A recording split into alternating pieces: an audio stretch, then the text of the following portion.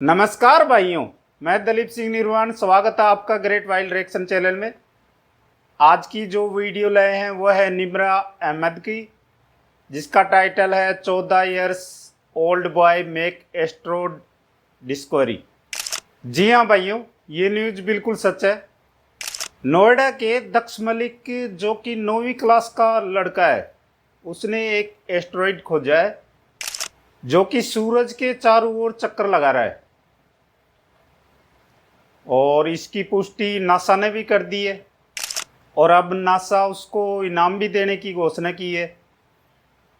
और इसके साथ साथ भाइयों, इस एस्ट्रॉइड का नाम भी वही रखेगा, और ये एक बहुत बड़ी बात है।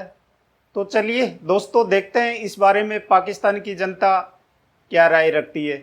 वालेकुम व्यूवर्स, मैं आपकी होस्ट निम्रा। आप देख रहे हैं मेरा और आपका यूट्यूब चैनल। आज हम बात करने वाले हैं एजुकेशन सिस्टम के हवाले से। एक खबर सामने आ रही है कि 14 साल के नोएडा इंडियन बॉय, जिसका नाम है दक्ष मलिक, जो कि सिर्फ 9th क्लास में पढ़ता है, उसने एक एस्टेरॉइड डिस्कवर कर लिया है। ये उसका एक प्रोजेक्ट था जिसको नासा की तरफ से रिकॉग्निशन भी मिलने वाली है। नासा बहुत ज़्यादा अप्रिशिएट कर रहा है। इस हवाले से पाकिस्तानी गर्ल्स के रिव्यूज़ लेंगे कि अगर हम इंडियन बच्चों की बात करते हैं तो दिन ब दिन ये खबरें क्यों सामने आती है कि वो साइंस एंड टेक्नोलॉजी के मैदान में आगे जा रहे हैं एज़ कम्पेयर टू अगर हम पाकिस्तानी बच्चों की बात करते हैं या पाकिस्तान के एजुकेशन सिस्टम की बात करते हैं तो हम कहाँ पर स्टैंड कर रहे हैं।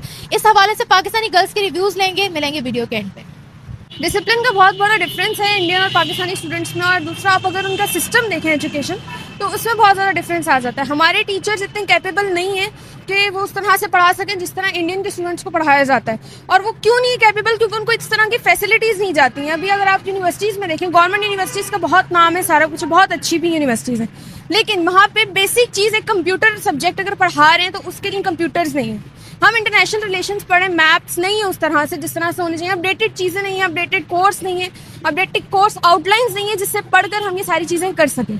तो इस वजह से इंडियंस में सारा कुछ पहले से ही मौजूद है। अगर आप डिफरेंस देखें तो वहाँ पे गूगल हेडक्वार्टर बन चुका है, जो कि बहुत बड़ी उनकी लिए अचीवमेंट है। क्यों बना? क्योंकि वहाँ पे फैसिलिटीज़ थी पहले। इस वजह से उन्होंने उस कंट्री को इतना कैपेबल समझा कि वो वहाँ पे ये चीज़ें करें, तो फिर वहाँ के स्टूडेंट्स भी इस तरह से करेंगे। वहाँ पे कॉम्पिटिशन्स होते हैं मैथ्स के, जिस तरह के आप उनके बच्चों को देखें तो वो इस तरह से काउंट कर रहे होते हैं हाथों पे। हमें कैलकुलेटर पे सही से नहीं सिखाया जाता, क्योंकि कैलकुलेटर की वो क्या कहते हैं एडवांसमेंट नहीं है जिस तरह वहाँ पे, और उस तरह से हमें कैलकुलेटर नहीं आ रहा, वो हाथों पे कर रहे हैं। तो ये सारा डिफरेंस आ जाता है कि उनको किस तरह से पढ़ाया जा रहा है, कैसा डिसिप्लिन है, क्या उनका एजुकेशन सिस्टम है और क्या उनके अपग्रेडेशन है, सारी कुछ। तो वो सारे डिफरेंस आ जाते हैं। बिल्कुल, अगर हम एजुकेशन की बात करें तो एजुकेशन तो यकीनन उनकी बहुत अच्छी है, लेकिन अगर हम स्पेसिफिकली स्पेस एजुकेशन पर बात करें तो बड़ा रुझान वहाँ पर नज़र आ रहा है। और ये पहला बच्चा नहीं है, इससे पहले भी उनके बच्चों ने बड़े बड़े कारनामे किए हैं जिसको नासा ने खुद अप्रिशिएट किया है। क्या कहेंगी?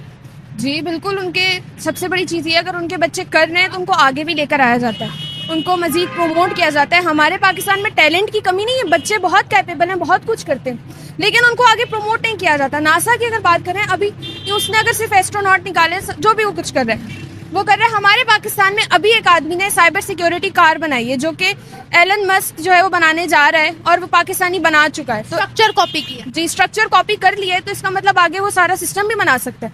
कैसे बना सकते हैं? अगर उसको सारी फैसिलिटीज़ है, फैसिलिटीज़ का इशूज़ है, अगर वो सारे सॉल्व हो जाए तो पाकिस्तान में टैलेंट की कमी नहीं है, बहुत कुछ नज़र आ सकता है हमें पाकिस्तान में, जिस तरह इंडिया में नज़र आ रहा है। अच्छा, मुझे एक बात बताइएगा, अगर हम नासा जैसे इदारे की बात करते हैं, वहां पर भी बड़ी बड़ी पोस्ट पे इंडियन बैठे हुए हैं, क्या कहेंगी कि आज हम क्या उनका तालीम के मैदान में मुकाबला कर सकते हैं?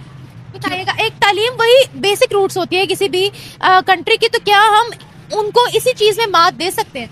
दे सकते हैं, क्यों नहीं दे सकते। मैंने आपको बताया, टीचर्स इस तरह ट्रेनिंग की जाए तो स्टूडेंट्स क्यों नहीं तैयार होंगे, और जो बन रहे हैं उनको आगे नहीं लेकर आया जाता। सिलेबस अपडेट नहीं होता ना, हमारे तो सदियों पुराने सिलेबस चलते आ रहे हैं, जो नई नई थ्योरीज आ रही है, जो नई नई रिसर्चेज आ रही हैं, वही इंक्लूडेड नहीं है। यही तो इशू है ना सारा। अभी तक हम वही मुताला पाकिस्तान, या हम वही साइंस पढ़े जो हमारे पेरेंट्स, हमारे दादा दादी ने पढ़े थे, और वही आके हमें वो सारा बता रहे हैं। तो कितना डिफरेंस आ जाता है, जनरेशनल गैप इतना आ रहा है, तो सिलेबस में भी बहुत डिफरेंस है। वो चीज़ें डिस्कवर हो गई हैं जो हम अब बहुत थोड़ा सा पढ़ते हैं, जो हमें ज़्यादा पढ़ना चाहिए।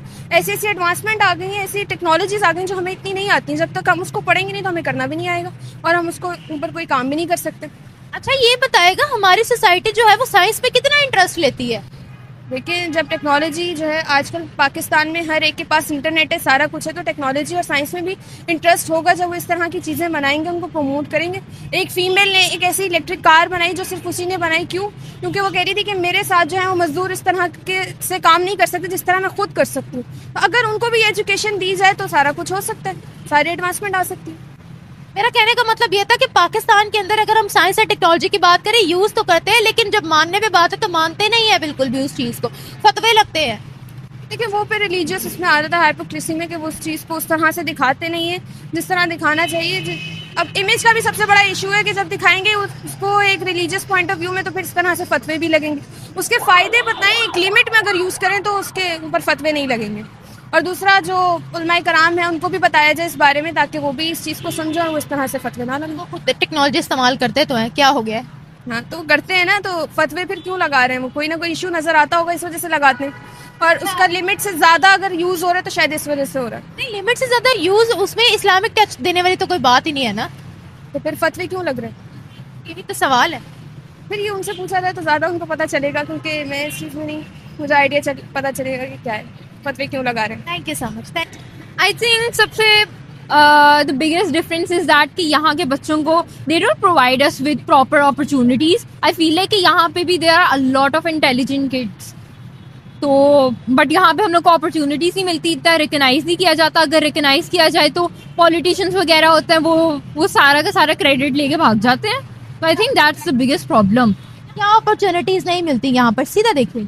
आई थिंक जैसे इतने ज़्यादा कोई कॉम्पिटिशन्स नहीं होते। अगर कोई बच्चा कोई चीज़ डिस्कवर करना, लाइक कोई चीज़ एक्सप्लोर करना चाह रहा है, तो प्रॉपर लेबॉर्ट्री सिस्टम्स नहीं मिलते स्कूल्स कॉलेजेस में।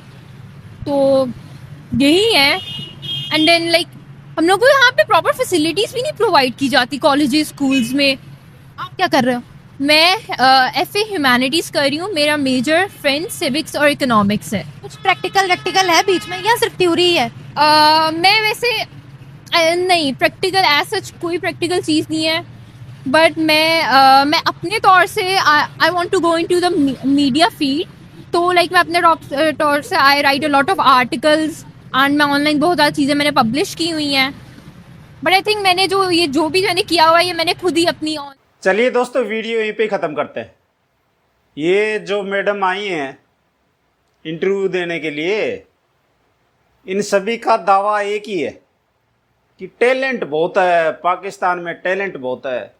तो भाई छिपा के क्यों बैठे हो? तुम लोगों ने कुछ किया है आज तक? अगर टैलेंट होता तो छिपता क्या? एक सुई भी बना रहा है क्या पाकिस्तान? तुम लोगों को सिर्फ एक ही चीज़ आती है, वो है नफरत फैलानी। तो भाइयों, आपकी इस बारे में क्या राय है, आप हमें कमेंट करके ज़रूर बताना।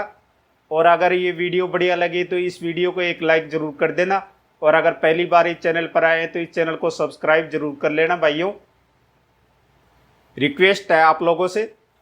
तो फिर मिलते हैं फिर किसी नए वीडियो में नए टॉपिक के साथ। तब तक के लिए नमस्कार।